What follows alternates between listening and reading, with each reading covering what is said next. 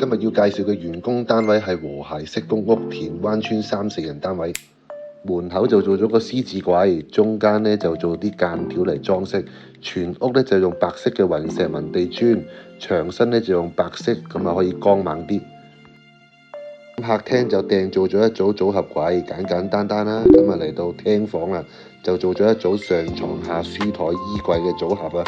咁除咗書台下邊全部都係儲物空間啊。咁嚟到中房嘅設計啦，入到房呢，右邊就係一張油壓櫃桶床啦，左邊呢就係一個衣櫃連書台嘅組合啊。咁啊俾大家參考埋今次呢一組嘅儲物空間啦。嚟到主人房啦，受到位置所限，都係做油壓櫃桶床。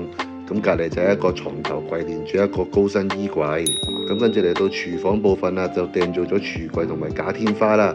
咁吊櫃就用米白色，地櫃就用胡桃木。咁台面就用石英石，簡潔大方。咁嚟到浴室啦，咁啊訂做咗一組嘅面盤櫃連鏡箱啦。咁另一邊就係一個強化玻璃嘅浴屏。無論係新舊公屋居屋，我哋裝修家私設計都幫到你。